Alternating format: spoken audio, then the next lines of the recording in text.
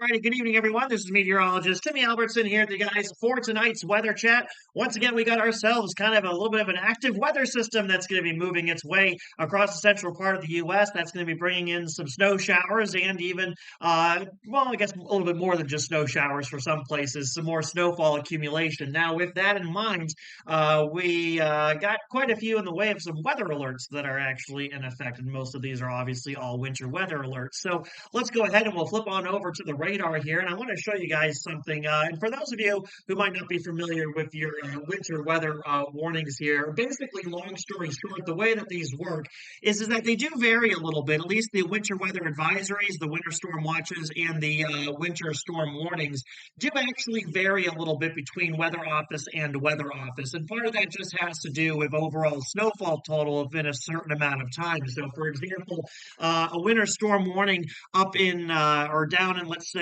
Tennessee might not meet the qualifications for a winter storm warning in the Upper Peninsula of Michigan. So there are actually some variances, even within the local weather offices, and things like topography, climatology all play a role in that. But regardless, when we see kind of large swaths of winter storm warnings, kind of gives you a good idea that there probably is going to be at least a decent sized system moving through. And yet, once again, that is going to be the case. And this is mainly going to be as we go into tomorrow, heading into tomorrow afternoon, tomorrow night, and going into early Saturday morning, depending upon where exactly you are within this here. Another thing, too, that you guys notice here is if you look around Des Moines, Iowa, Fort Dodge, Sioux City, and Mason City, they all have that more orange color. So let's start with that one first.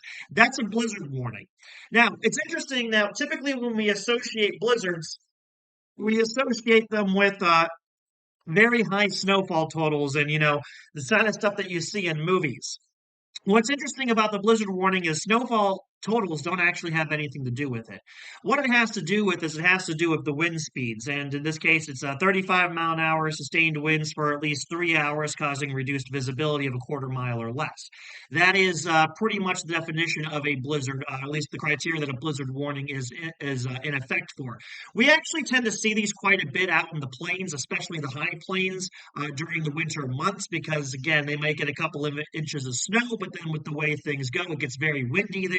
And that does reduce visibility and obviously make for a little bit of travel difficulties. So blizzard warnings themselves are not necessarily a good indication that there's going to be a lot of snow. It just means that there's probably going to be some wind with the system, and that is going to be the case. Now, for places like Des Moines and whatnot, even if you look at the text of their winter storm warning, again, it's not necessarily, I mean, it certainly is going to be, about 6-10 inches of snow around that area, maybe even a little bit more, depending upon some local snowfall bands, but it's really going to be the wind that's going to kind of make things even more difficult. So not only are they going to be seeing the snow, but then they're going to be seeing the winds kind of blowing that around. So that'll make it a little bit tricky to clear some of those roadways. There's also a blizzard warning up in parts of northern Wisconsin. Again, part of that's going to be because of the way the system is going to be tracking. We're going to have some pretty gusty winds coming off the lake, and that is naturally going to result in some reduced visibilities on top of maybe the potential for some lake effect snow. So that one might be dealing with a little bit more snow there. But the other one is the winter storm warning. That's this purplish color that you see here. Again, you tend to see those especially across the Midwest during the winter time. Again, those do vary a little bit. Some offices, they do it in either a certain amount of snow in 12 hours or a certain amount of snow in 24 hours. Typically, it's anywhere between 5 to 8 inches. It just depends on your weather office there. So that's what those are. Those are issued typically about 24 to sometimes maybe even 36 hours ahead of the actual event, but typically it's more so about 24 hours. So winter storm warnings are in effect for most of Wisconsin, but right now, where I am, it's actually mostly clear. So, and temperatures are actually dropping pretty nicely right now. It was about 11 degrees last time I checked my old thermometer there. But so then the winter weather advisory is kind of a common thing. Those are basically, more of just a heads up, like, hey, there's going to be, a little bit of some snowfall there. There is a criteria for those, but those ones sometimes are also issued if it's going to be happening during a rush hour or something along those lines. So winter weather advisories have a little bit more leeway, but that's kind of the thing there. So yes, there are blizzard warnings warnings. And yes, we are going to be seeing ourselves a decent sized system. So let's take a look here, folks, at our good friend, the surface map here. And let's take a look at what's going on this evening. So we have this little clipper type of system that's pushing its way through. We had some nice snow here throughout the day across much of northern Wisconsin and parts of the Minnesota. And that's that little area of low pressure here. Not a very strong one, at least in terms of millibars, but was enough to get the job done. Take a look here at the temperatures behind this cold front that pushed its way through. Single digit values across most of central and western Minnesota, and then going into below zero values. Look at that, even about 18 degrees below zero just across the U.S. Canadian border there. So that colder air is finally starting to make its way down from the north after we saw some very above average temperatures during the month of December. This colder air is certainly making its impact known. The thing about colder air, though, is it is dense, and it is actually very difficult for colder air to get lifted over mountains because it is well, pretty dense there. So sometimes what we see is, I like to call it, a little bit of a funneling effect. You can see the higher mountain ranges over here across parts of Idaho and far southwestern Montana. You can see that colder air is just kind of piling up on it, but not very well at getting over it, though. I mean, it's 28 degrees on this side, but minus 11 degrees on this side. So that air is having a hard time getting above those mountains there. And so that's kind of why we see this little bit of a congestion here. Obviously, some windy conditions. We're looking at winds at least sustained to probably at least around 30 miles an hour, likely even higher, especially on some of those exposed mountain passes there. So a little bit of a kind of a cool thing. And you can actually see it's denoted here by this little frontal boundary here, this kind of a stalled out front that extends all the way down across this edge here of the Rocky Mountains. So you can see how that colder air is trying to pour its way in, but it's being stopped by the mountains. And so it's basically taking a slightly different course.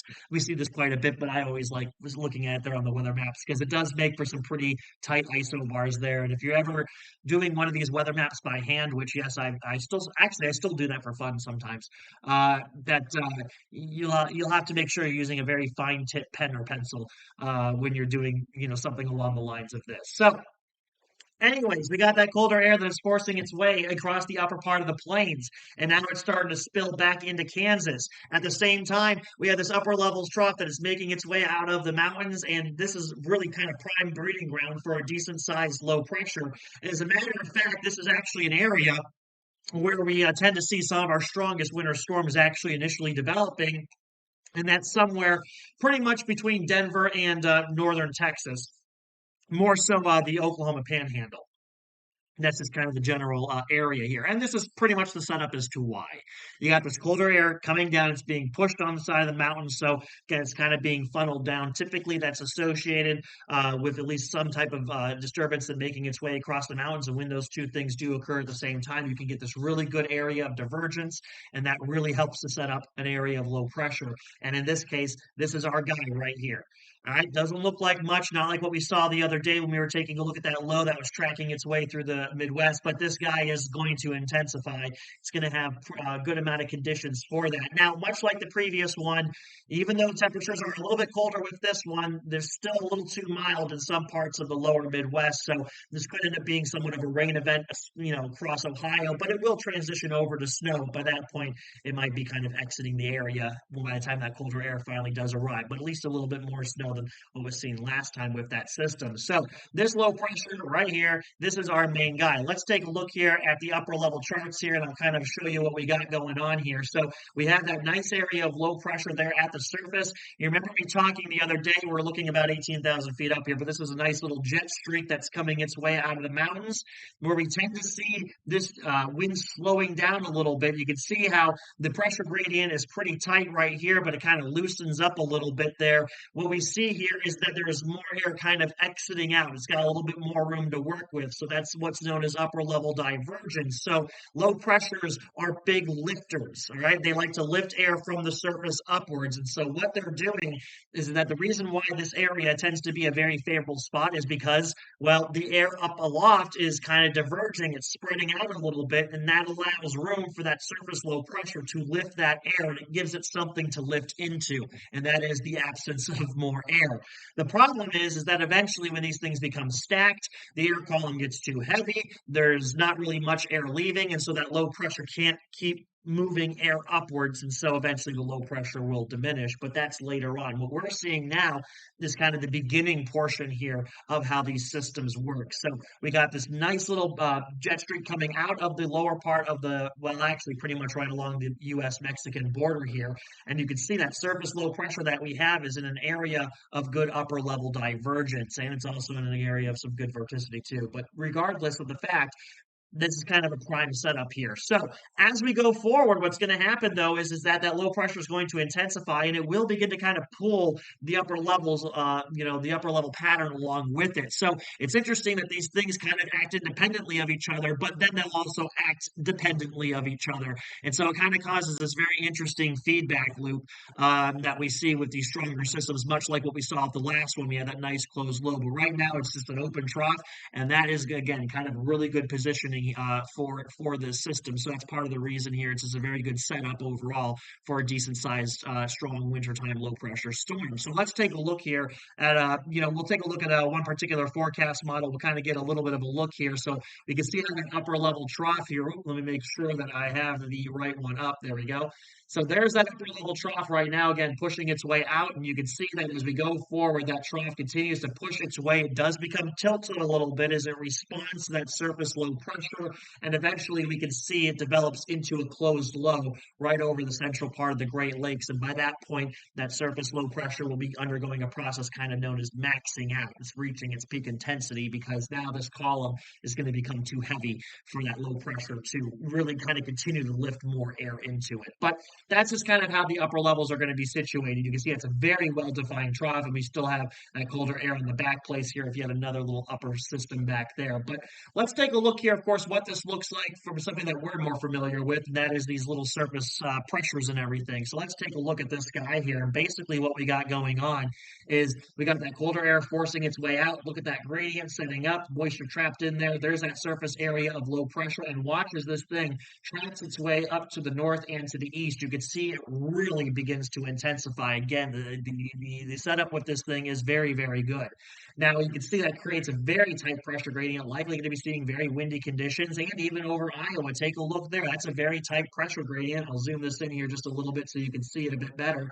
But again, those are some very gusty winds. About 45-mile-an-hour gusts probably going to be occurring with that there. So you can see here how already they're getting a good amount of precipitation. This is likely going to be all snow for them. And not only that, but they're getting a pretty good northeasterly wind coming out of that. Meanwhile, let's look a little further up towards northern Wisconsin. You can see the winds during tomorrow morning will generally be out of the east. But again, remember, the airflow around a low pressure is counterclockwise. And so eventually, as this low tracks further up towards the north and to the east, that wind is going to become more northeasterly, and that is going to set up the possibility for some lake effect snow across parts of northern Wisconsin.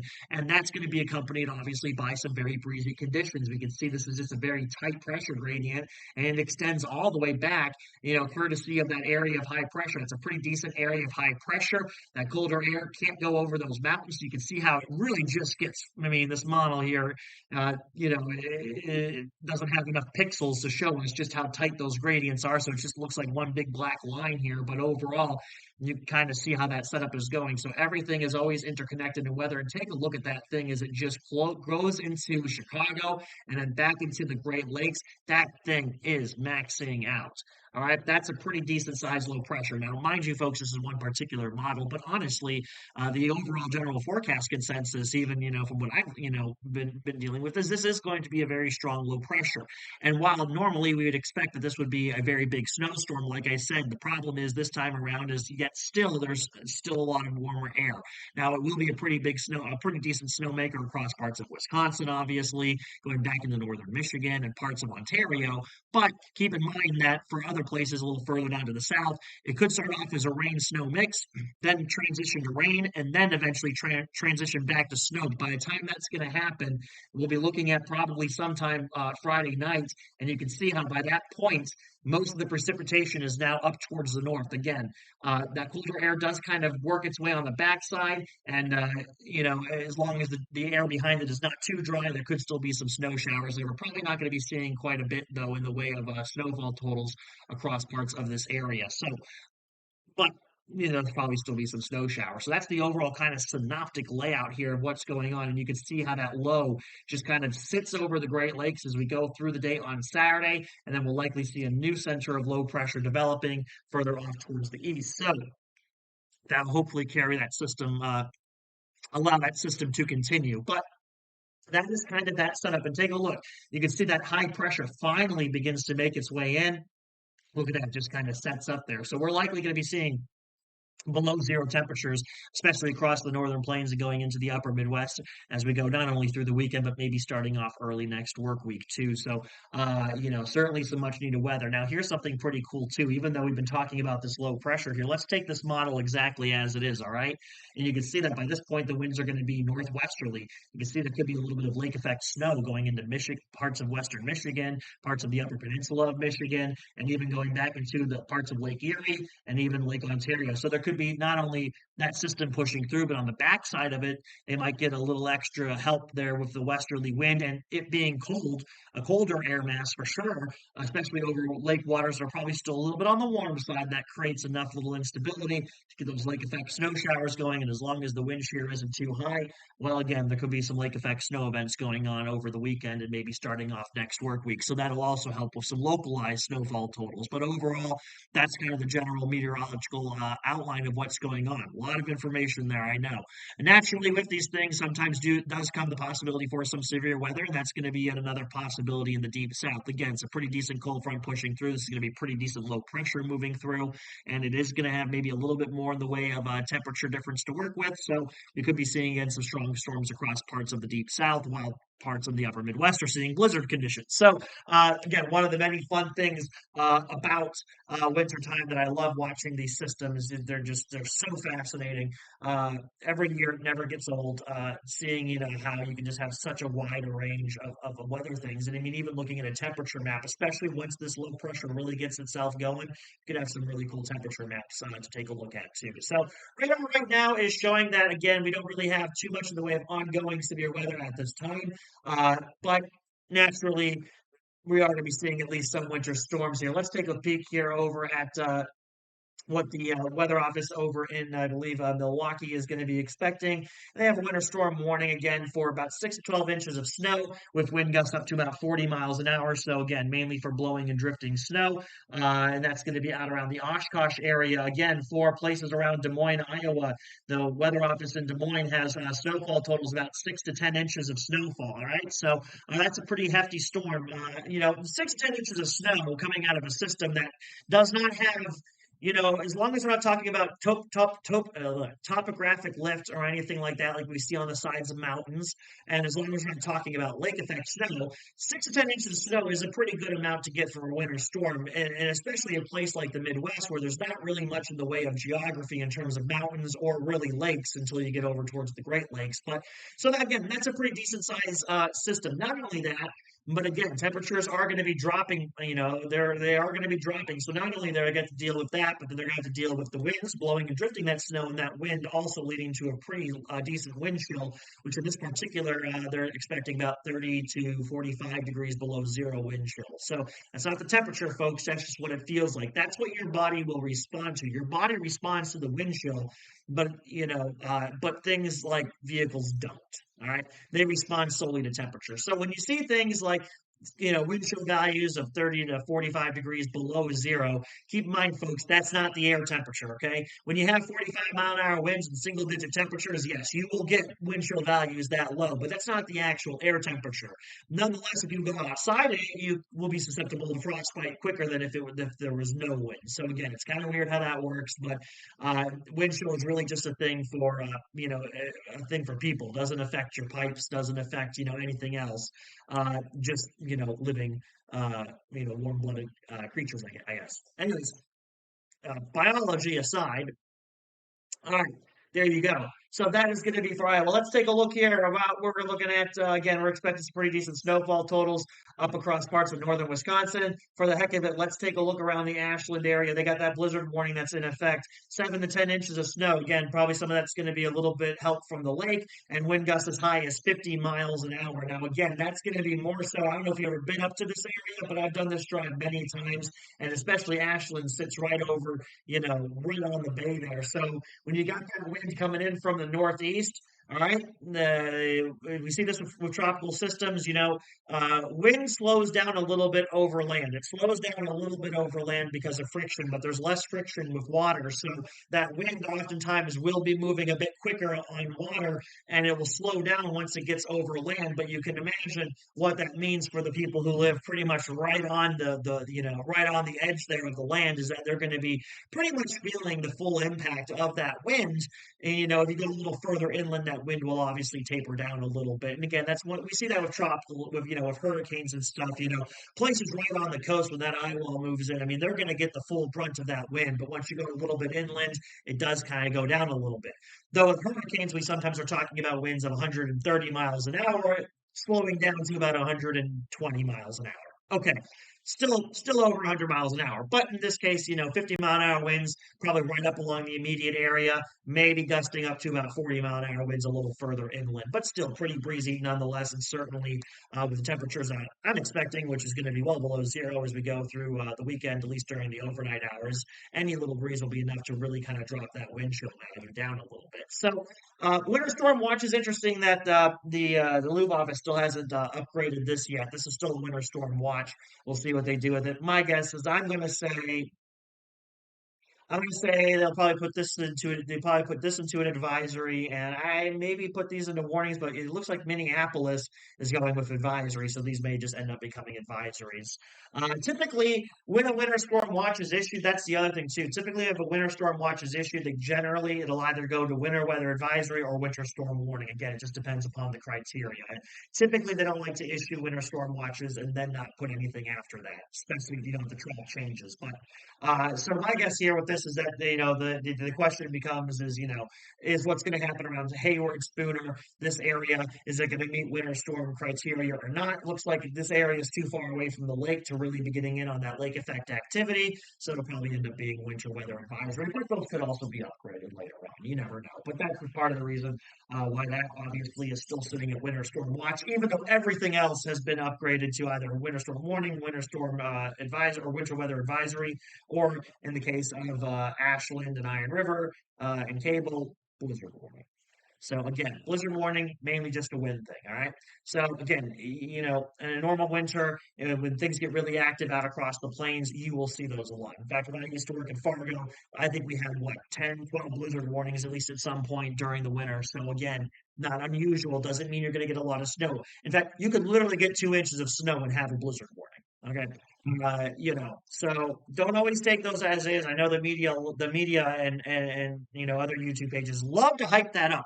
Blizzard warning, blizzard. Okay, blizzard's really just a wind thing. So it means it's going to be snowy and windy. Now, yes, there are times some of our strongest, as I mentioned before, some of our strongest, winter storms tend to not only bring strong winds, but also quite a bit of snowfall. But this is going to bring, a good amount of snowfall, but it's mainly the winds. That's going to make it very difficult. So there'll be a lot of blowing and drifting snow. But again, total snowfall about 6 to 10 inches across some of these parts here. And then there's this. These always kind of crack me up. We got a blizzard warning right here in Marshall, but you go just a little bit off to the west, nothing. So, yeah, kind of interesting. Sometimes that happens, which means the question becomes, okay, do you bump these couple counties to make a buffer zone? But yeah, sometimes you get some fun ones. Mm, actually, you know what? Yeah, so it looks like they're anticipating. I just noticed this. I didn't notice this earlier, but it looks like the Buffalo weather office is anticipating that lake effect snow event I was telling you about. So they already have lake effect. Well, they have winter storm watches up already, or winter weather advisories here at least, and then it looks like winter storm watches. So when I was, years, not years ago, but up until a few years ago, they actually used to do lake effect snow advisories and warnings and watches and that stuff. But they tried to simplify it down, and so they got rid of that in some of the offices and replaced them with winter storm warnings. I don't really like that because it kind of conveys something different, because typically we see winter storm warnings with, large, synoptic sized systems, whereas lake effect tends to be a very localized event. So I did kind of like the lake effect a bit better, 'cause especially for the people who live around there, they know exactly what you're talking about.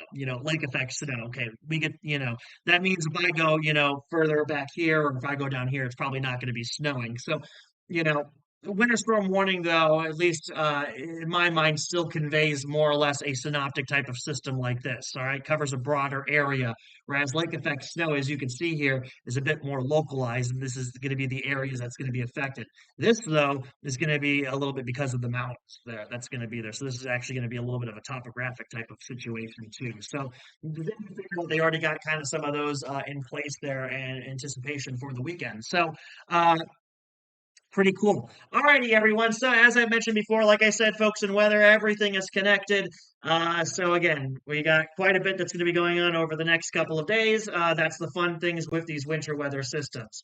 Alrighty, so I think we done talked about it enough for the day today, and we will go ahead and wrap this video up. We'll be back here tomorrow evening, though. We're going to talk about this system, obviously, as it tracks its way through, and I'm excited to see how this thing's going to shape up to be pretty awesome, is my expectation for it. So, I thank you all very much for taking the time to join me here on tonight's Weather Chat, and I will see you guys back here tomorrow evening. Until that time, take care and keep enjoying that weather.